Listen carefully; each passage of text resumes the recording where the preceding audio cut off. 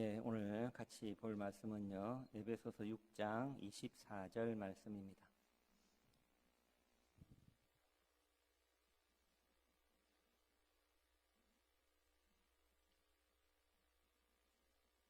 에베소서 6장 24절입니다. 우리 주 예수 그리스도를 변함없이 사랑하는 모든 자에게 은혜가 있을지어다. 아멘. 이 말씀 중심으로요, 예수 그리스도를 변함없이 사랑하는 자라는 제목으로 같이 은혜를 받고자 합니다. 그리고 저번에는요, 앞에 있는 말씀을 통해서 영적 전쟁에 대해서 같이 말씀을 나누었습니다. 그래서 사실은 영적 전쟁은 누구를 예배할 것인가, 다른 말로 말하면 우리 마음을 누구에게 줄 것인가의 전쟁이라 그랬습니다. 그래서 사탄의 목표는 우리 마음이 하나님과의 관계가 무너지고 끊어지게 하는 것이 목표가 있습니다. 그래서 하나님과 관계가 끊어져서 하나님보다 다른 것을 사랑하게 만들고, 하나님보다 다른 것을 인하여 즐거워하게 만들고, 하나님보다 다른 것을 의지하게 만드는, 이것이 사탄의 목표고, 그래서 우리는 이런 것에 대한 우리의 무기는 전신갑주를 입어야 된다, 완전 무장을 해야 된다, 이렇게 했습니다. 근데 사탄이 우리를 공격하는 방법이 두 가지가 있는데, 첫 번째는 우리가 가지고 있는 것을 뺏어가면서 이 마음이 무너지게 합니다. 그것이 우리에게 드러나는 것이 환난과 핍박입니다. 그래서 우리가 뭔가를 가지고 있는 것을 빼앗길까봐, 내가 갖고 있는 것을 잃어버릴까봐, 그걸 놓칠까봐, 그것을 가지고 걱정하거나 근심하거나 마음이 무너지게 만드는 사탄의 전략의 첫 번째였고요. 두 번째는 내가 뭔가를 막 원할 때 그것을 막 주면서 유혹해서 타락하게 만드는 것이 두 번째 전략이라고 그랬습니다. 그래서 받은 것을 하나님보다 더 좋아하게 만드는 사탄의 전략이 두 번째가 유혹이었습니다. 그래서 사실은 신앙생활은 환난도 핍박도 있을 때 신앙생활을 지키기도 어렵고, 사실 유혹이 있을 때도 지키기 어렵습니다. 그러나 우리가 스스로는 이길 수 없지만 전신갑주 대신 예수님을 우리가 우리 몸에 무기로 삼으면 다 이길 수 있다 했습니다. 그래서 우리 전신갑주는 총 6가지를 저번에 다뤘는데요, 진리의 허리띠 할 때 우리가 진리가 뭐였느냐 하면은 우리 예수님이라 그랬습니다. 요한복음 14장 6절에 보시면 예수께서 이르시되 내가 곧 길이요 진리요 생명이니 나로 말미암지 않고는 아버지께로 올 자가 없느니라 그랬습니다. 예수님으로 우리는 허리띠를 띠어야 됩니다. 그리고 두 번째가 의의 호신경인데, 이 의의 호신경도 누구냐 하면 바로 예수님입니다. 로마서 3장 24절에 보시면 그리스도 예수 안에 있는 속량으로 말미암아 하나님의 은혜로 값없이 의롭다 하심을 얻은 자 되었느니라. 예수 안에 있는 속량으로 말미암아, 예수님의 대속으로 말미암아 우리가 의롭다 하심을 얻었습니다. 그래서 우리는 우리의 의, 그 의의 호신경이 바로 예수님입니다.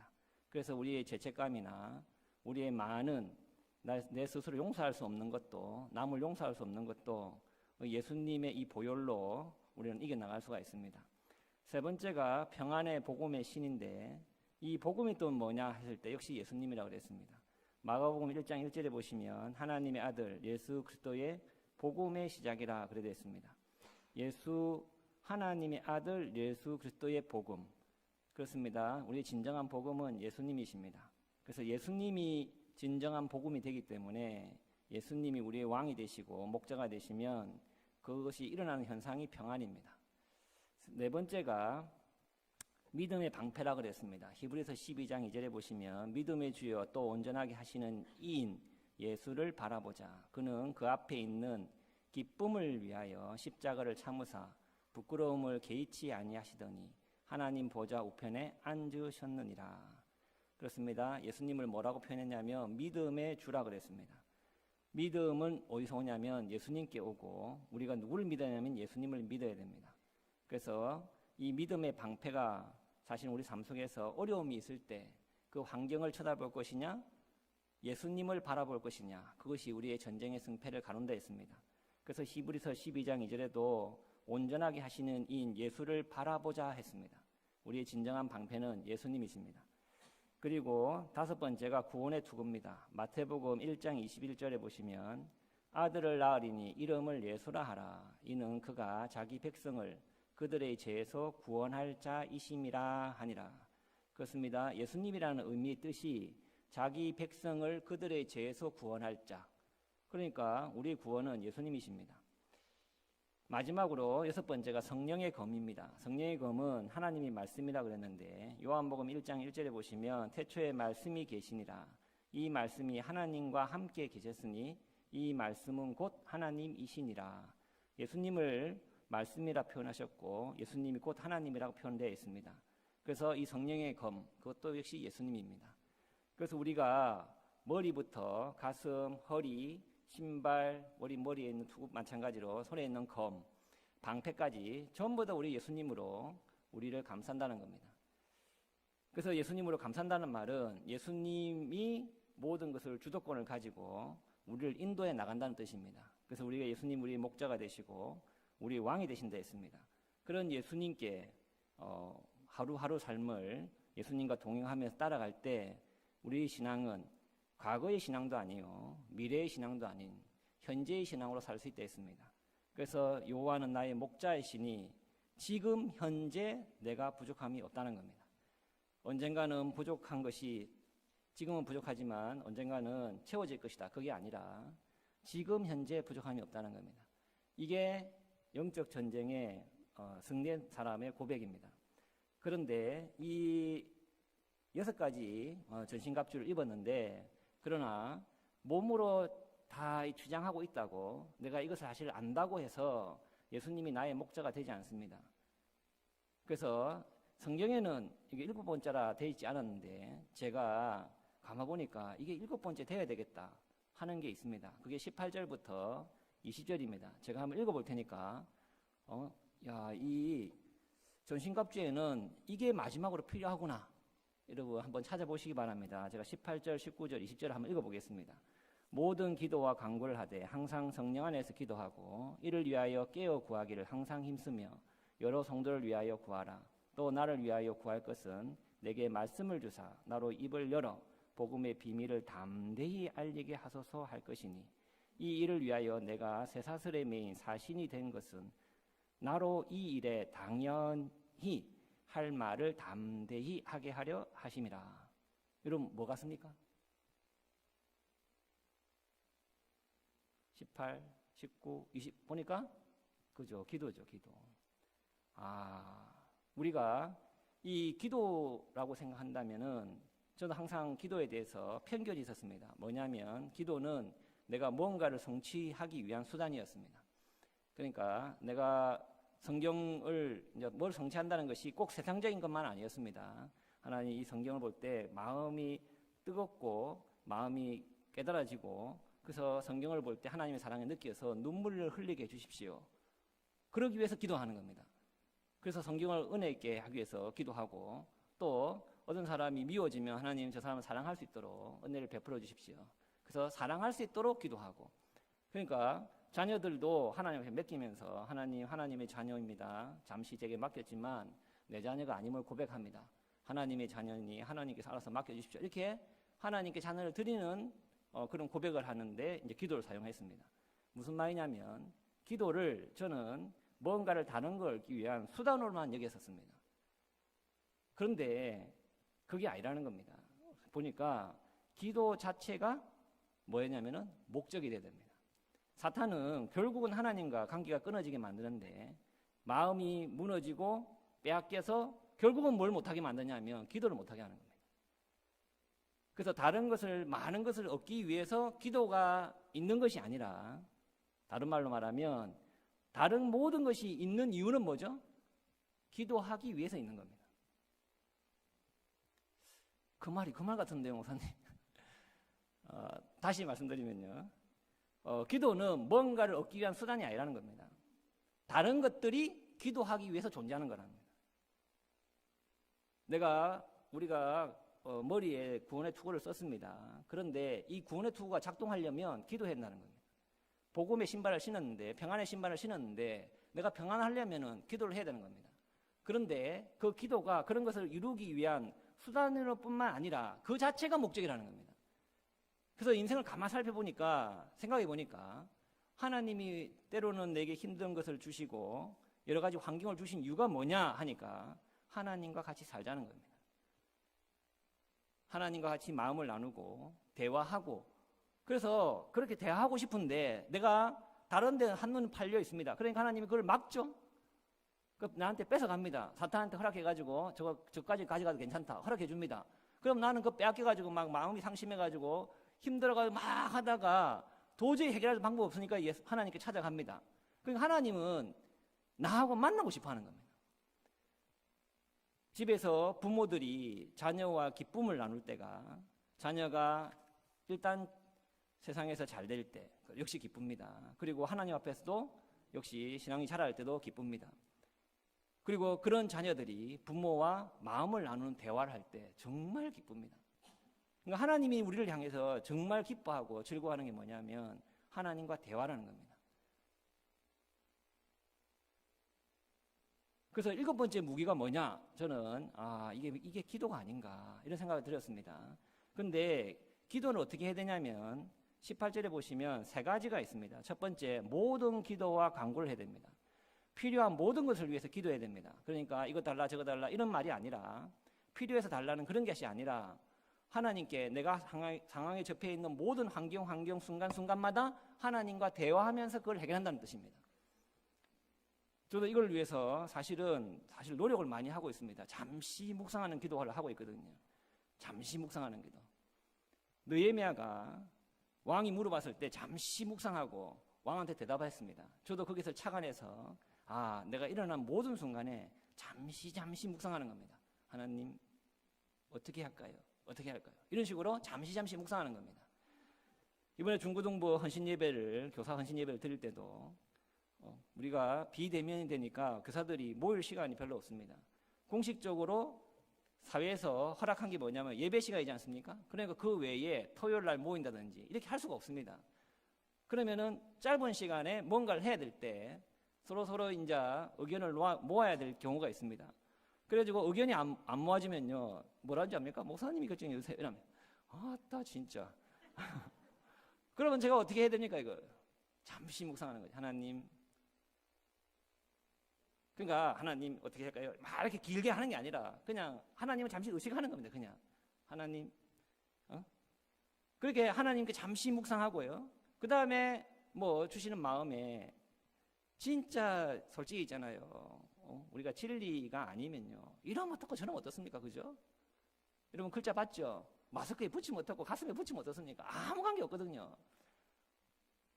그런데 제가 그걸 통해서 얻은 게 뭐냐면요, 잠시 묵상하는 그 시간이 하나님께 즐겁다는 겁니다. 여러분. 그게 뭐냐? 모든 기도와 간구라는 겁니다. 잠시 묵상하는 기도. 여러분. 밥 먹을 때만 이렇게 기도하는 게 아니라 잠시 묵상하는 겁니다. 우리가 시간 내어서 길게 하는 시간도 기도하고 필요합니다. 그러나 잠시 묵상하는 겁니다. 차를 탈 때도 잠시 묵상하고, 누구 사람을 만날 때도 잠시 묵상하고. 하나님은 이거를 원한다는 겁니다.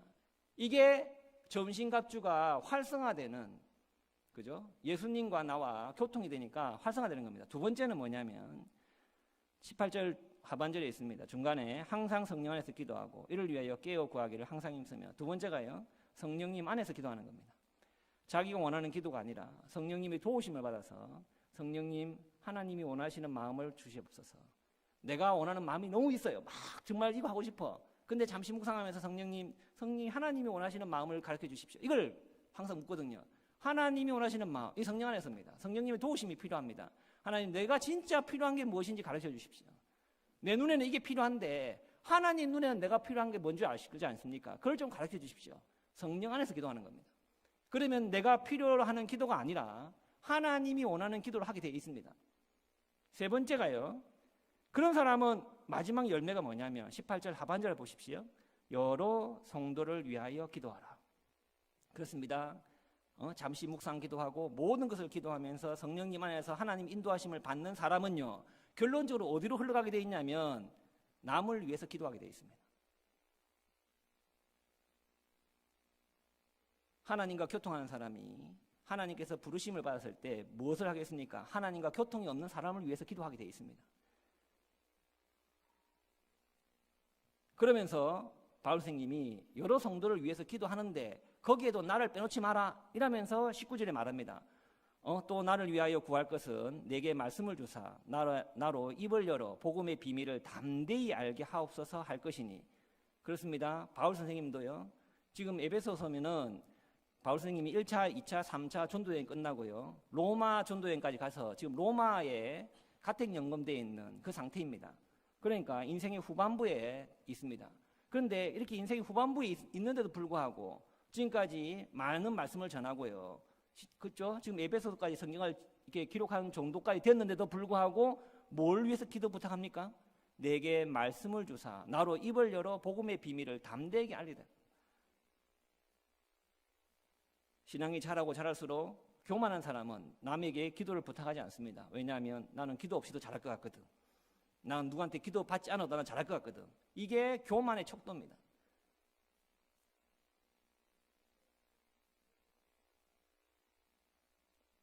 그럼 이 복음의 비밀이 뭐냐? 에베소서에서 말하는 복음의 비밀은요. 에베소서 3장 3절에 보시면 곧 계시로 내게 비밀을 알게 하신 것은 내가 먼저 간략히 기록한 것 같으니, 이제 비밀이라는 단어 나왔죠? 3장 4절에 그것을 읽으면 내가 그리스도의 비밀을 깨달은 것을 너희가 알 수 있으라. 이것도 비밀이 나오죠? 비밀 두 번에 나왔습니다. 그게 뭐냐? 5절에 보시면 3장 5절 이제 그의 거룩한 사도들과 선지자들에게 성령으로 나타내신 것 같이 다른 세대에게서는 사람의 아들들에게 알리지 아니하셨느니라. 그 비밀이 뭐냐? 과거에는 알리지 않았다. 그럼 도대체 뭐야? 그게 에베소 3장 6절입니다. 이는 이방인들이 복음으로 말미암아 그리스도 예수 안에서 함께 상속자가 되고 함께 지체가 되고 함께 약속에 참여하는 자가 된다는 겁니다. 에베소서 말하는 복음의 비밀은요, 원수입니다. 여러분, 사실은 이방인과 유대인은요 원수입니다. 원수. 도저히 합칠 수 없는 기름과 물 같은, 정말 일본을 미워하는 사람과 한국을 정말 미워하는 사람이 두 사람이 만난 것 같은, 정말 북한을 미워하는 사람과 정말 한국을 미워하는 북한 사람과 한국 사람이 만난 것 같은, 도저히 화해할 수 없는 그런 사람들입니다. 쉽게 말하면 원수라는 뜻이죠. 그런데 그 비밀이 뭐라고요? 예수님 때문에 화해한다는 겁니다. 서로 형제가 되고 하나가 된다는 거예요. 이게 복음의 비밀이라는 거예요. 이거를 바울 선생님이 부탁합니다. 그래서요, 우리가 전신갑주를 입고 정말 사탄의 공격에서 우리가 오히려 사탄을 무찌르고 승리할 수 있으려면 우리 온몸을 머리부터 발끝까지 전부 다 예수님으로 치장해야 되고, 그 다음에 그 예수님과 살아있는 교통이 돼야 됩니다. 친밀한 관계로 하나님의 예수님의 마음이 느껴지고 내 마음을 예수님께 고백할 수 있는, 그게 기도지 않습니까? 그것이 있어야만 사탄을 이길 수 있다는 겁니다. 그리고 이제 마지막으로 끝인사가 있습니다. 에베소서 6장 21절부터 24절까지 이제 마지막 인사를 하는데요. 오늘 본문 말씀에 제가 뭐를 먼저 읽었냐면 24절을 읽었습니다. 24절 먼저 보시겠습니다. 우리 주 예수 그리스도를 변함없이 사랑하는 모든 자에게 은혜가 있을지어다. 우리 다 같이 한번 읽어볼까요? 시작.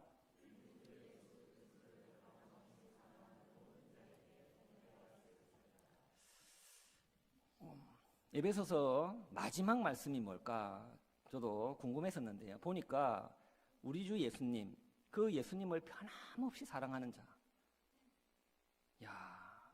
에베소서를 우리가 쭉 봐왔을 때 결론은 이걸 위해서 달려왔구나 사실을 알게 되었습니다.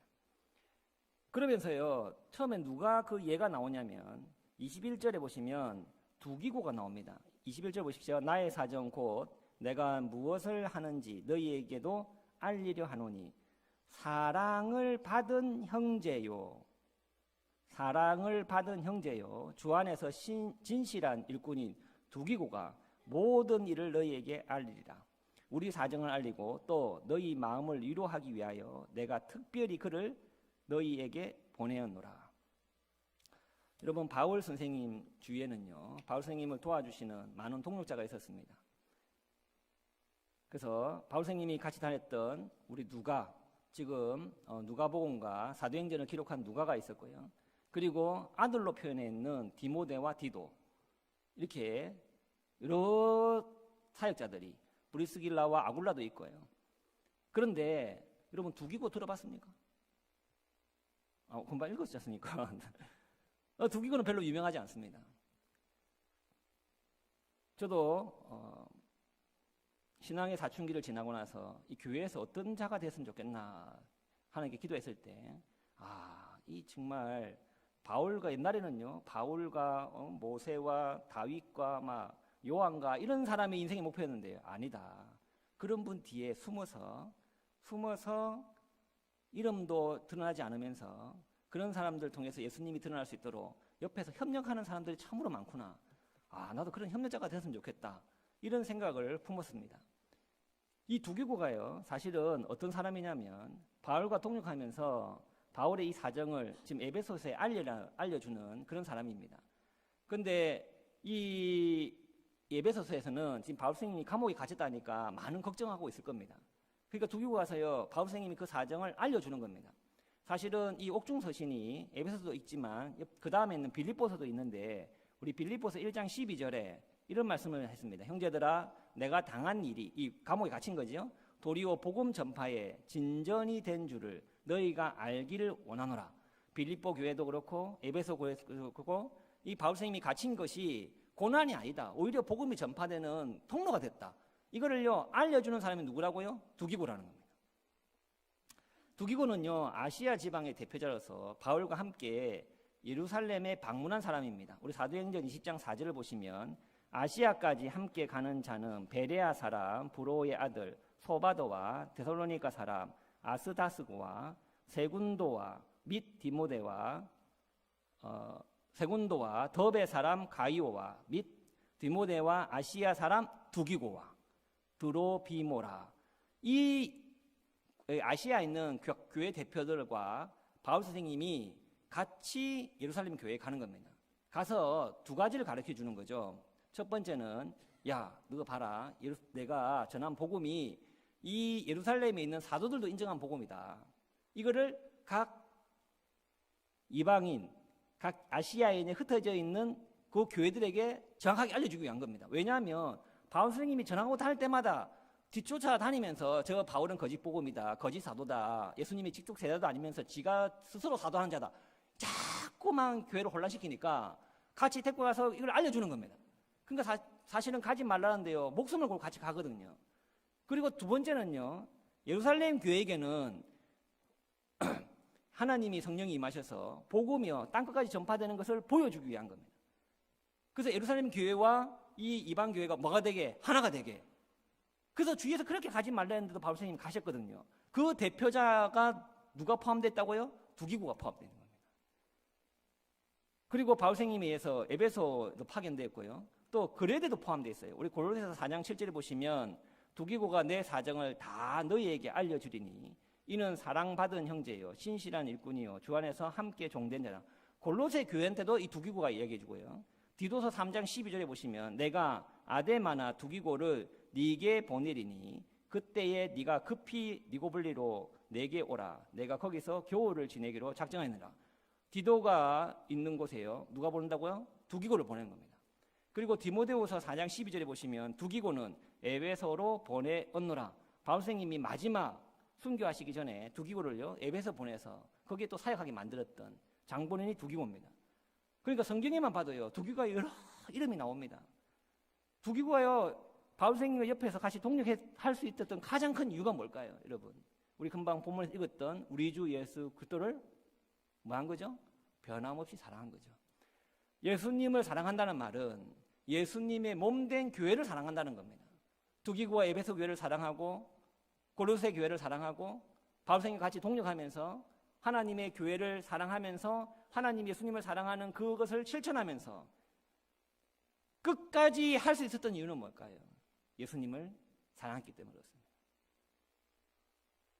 우리가 교회를 사랑하고자 헌신하면요 반드시 사탄이 핍박이 있습니다. 사탄의 유혹이 있어요. 우리가 죄인이기 때문에 인간이 만난 그 자리는요 서로 상처를 받게 되어 있습니다. 내가 상처를 줄 수밖에 없고요, 또 상대방으로 하여금 우리는 상처를 받을 수밖에 없습니다.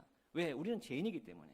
예수님이 재림하셔서 우리가 완벽히 거듭나지 않는 이상 우리는 서로서로에게 상처를 줄 수밖에 없어요. 우리는 나는 상처 주지 않으려고 했는데도 불구하고 상대방이 스스로 상처를 받을 수도 있습니다. 예수님을 보고 가룟유다가 상처받아서 예수님을 판 것처럼 그냥 지가 혼자 상처받을 수도 있어요. 그리고 또 어떤 경우는 자기가 상처 주는지도 모르면서 상처 주는 사람도 있어요. 근데 우리는요, 잘 아셔야 됩니다. 변함없이 그를 사랑해야 됩니다. 이게 뭐죠? 예수님을 사랑한 거라니까요. 나는 예수님을 정말 사랑한대 놓고 두기고가 나 교회를 사랑한다. 에베소는 마음에 안 든다. 이러면 되겠습니까? 내가 정말 예수님을 사랑한다면 우리 교회 안에 있는 각 사람 한 사람이요, 내가 미워하는 사람이 없어야 됩니다. 지금 혹시 그 미워하는 사람이 떠오른다면 제가 몇 번 말씀드린 것 같은데 떠오른다면요, 그것이 사라질 수 있도록 반드시 해결하셔야 됩니다. 사탄이 반드시 그걸 틈을 타옵니다. 틈 타와서 교회에서 분란이 일어나는 건 당연하고요, 내 삶 속에서 평안이 없어요. 조그마한 어떤 어려움이면요, 그것이 힘이 되지 않아서 반드시 무너집니다. 자기 스스로가. 영적인 능력이 상실합니다. 근육이 없어지거든요. 사탄의 공격에서 이미 진 거예요. 내 마음에 누구를 미워하는 사람이 있다는 말은 하나님과 기도하는 교통이 사라진 거고요, 전신갑주를 못 입었다는 뜻이니까 반드시 지게 되어 있습니다. 여러분, 두기고가 정말 이 에베소를 마무리하면서 두기고 정말 대단하다, 감사하다. 바울쌤이 가라면 가고 마지막 바울쌤이 순교하는 그 자리까지 같이 있다가 또 가라면 가고 오라면 오르고, 저번에 갔었는데 그런 말도 안 하고 이 순종하는 모습이 정말 내 인생에서 두기고를 묵상한 적이 별로 없었는데 이 에베소 설교를 준비하면서요, 두기고를 많이 묵상했어요. 야, 두기고 정말 대단하다. 세상에 이름 나지도 않고 드러나지도 않는데도 불구하고 그 인생 너무 아름답다, 이런 느낌을 받는 거예요. 우리 교회에서 이름 나지 않아도 괜찮지 않습니까? 우리 명문교회에서 네 때문에 우리 명문교회가 잘 됐다, 이런 말 안 들어도 괜찮지 않습니까? 제가 웬만하면 아멘을 강조 안 하는데 괜찮지 않습니까?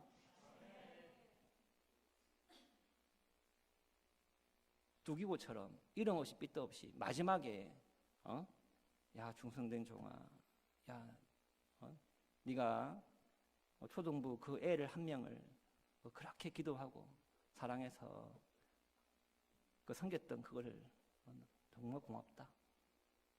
아무도 몰라줘요. 걔만 알아. 그래도 하나님 우리 아시거든요. 그거에 대해서 하나님이 너무나 위로하지 않겠습니까? 그러니까 교회에 현수막에 내 이름이 적혀야만 우리는 봉사합니까? 그렇지 않지 않습니까? 이미 사탄에 진 거라니까요. 그러면은 변함없이 사랑한다는 말은요, 예수님을 변함없이 사랑한다는 말은 예수님이 사랑하는 교회를 변함없이 사랑한다는 거고, 교회를 사랑한다는 말은 교회 안에 있는 지체를 다 사랑한다는 뜻이고, 그 말은 곧 내가 미워하는 사람이 한 사람도 없다는 뜻입니다. 그것이 가능합니까? 가능하다는 겁니다. 왜 가능하죠? 내가 그 사람 때문에 가능한 것이 아니라 내가 하나님과 예수님과 전신갑주를 이겼기 때문에 가능한 겁니다.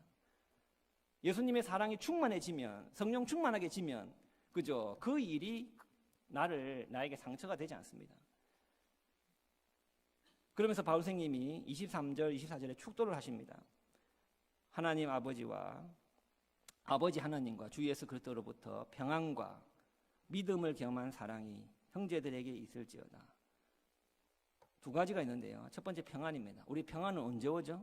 23절에 보시면 아버지 하나님, 그렇습니다. 하나님이 아버지가 되면 평안합니다. 여러분, 하나님이 내 아버지라는데 평안하시죠? 두 번째, 예수님이 주인이 되시면 평안합니다. 주 예수 그리스도입니다. 예수님이 종이 아니라 예수님이 나의 목자가 되고 나의 주인이 되면 나의 자신과 나의 가정과 나의 교회와 우리 대한민국과 열방이 운영해 나가시는 것이 내가 아니라 우리 예수님이구나, 그렇게 선포하고 예수님께 모든 운전대를 맡기면 그거 평안합니다. 그런데 축복이 있잖아요. 이 사랑으로 축복하는 걸 봤습니다. 특별히 23절에 보시면 믿음을 겸한 사랑이 형제들에게 있을지어다 했습니다. 저도 신앙생활을 잘 못할 때는요, 이 믿는다는 것과 사랑한다는 게 별개인 줄 알았습니다. 여러분, 우리 예수님을 믿습니까? 그럼 다시 반문해 볼게요. 여러분, 예수님을 정말 사랑하십니까? 저는 이게 별개인 줄 알았어요. 난 예수님을 믿는다. 나를 위해 죽으시고, 그리고 날 부활하시고, 지금도 내 안에 계시고, 그리고 실제로 마지막 날에는 나를 데리려고 신랑이 준비해서 신부인 나를 데리려고 예수님이 재림하신다. 믿어요. 그런데 광성아, 정말 니 내 사랑하나? 거기에 대해서는 대답을 못한 적이 있습니다. 이번에 중구동 헌신 예배할 때 오신 목사님이 그걸 위해서 강의하셨지 않습니까? 다시 한 번 더 제 신앙의 중간인가 마지막인지 모르겠지만 하여튼 다시 점검하는 말씀이었거든요.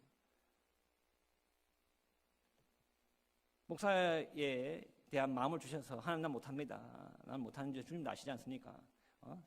나는 누구를 사랑할 수 있는 능력도 없고 힘도 없고 은사도 없고 아무것도 없습니다. 못합니다 하니까 하나님 주신 마음이 있습니다.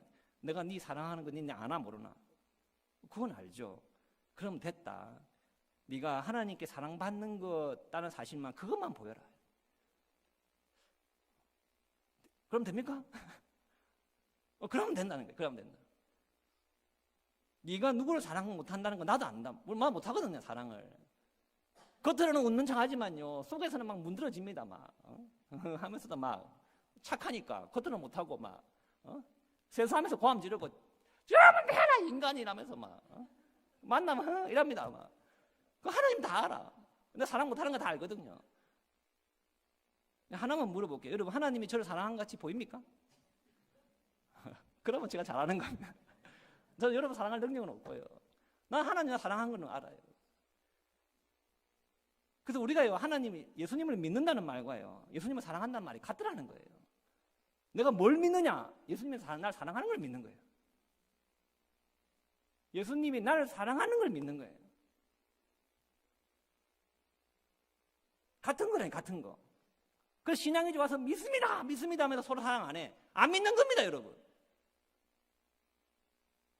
예수님 나를 사랑하는 걸 믿는데, 그리고 나를 사랑하는 만큼 저 지체도 사랑하는 걸 믿는데, 내가 그 하나님 예수님이 사랑하는 저 지체를 내가 미워할 수 있습니까? 나한테 함부로 한다고? 그 예수님이 안 믿는 거라니까요, 여러분.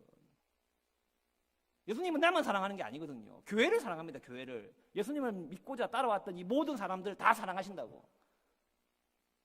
그러니까 미워할 수 없는 거예요. 내가 예수님을 사랑한다면, 사랑하는 여인이 만나서 데이트하는데 상대방이 그렇게 사랑하는 거 있는데 그걸 사랑 안 해주면 그 연인 맞습니까, 그게?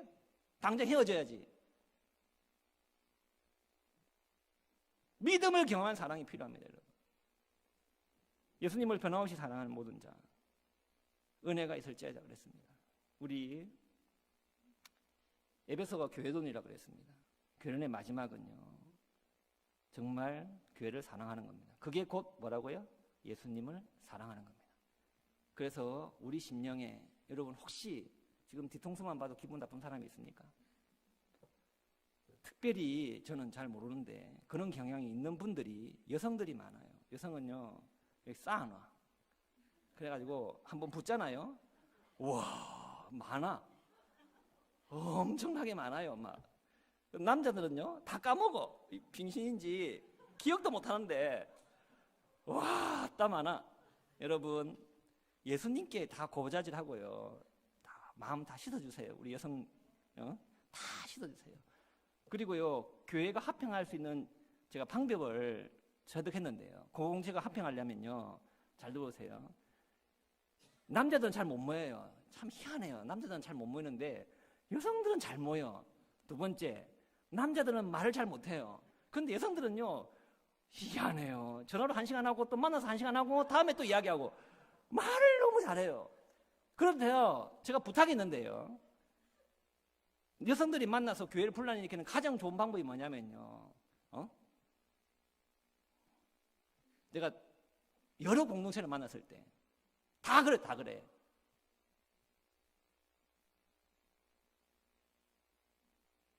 상대방 남편을 욕하는 거예요.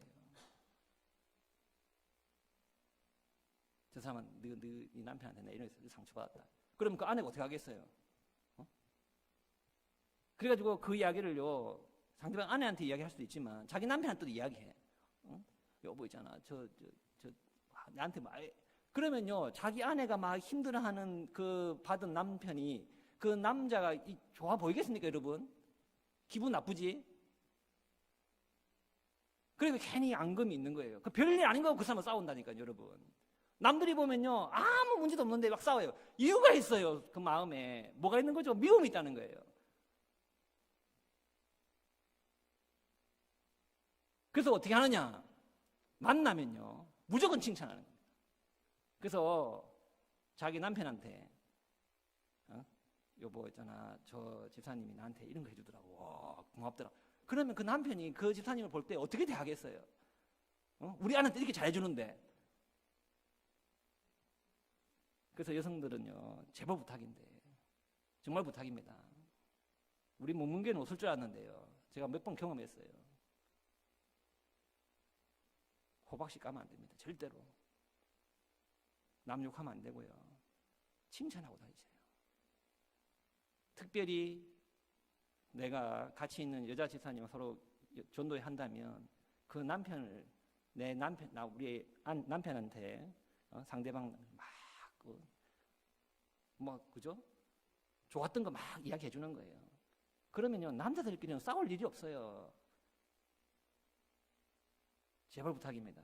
이게 제가 여러 공동체를 만났을 때 90%의 분란이 입에서 나오는 말로 이 분란이라는 걸 많이 봤거든요.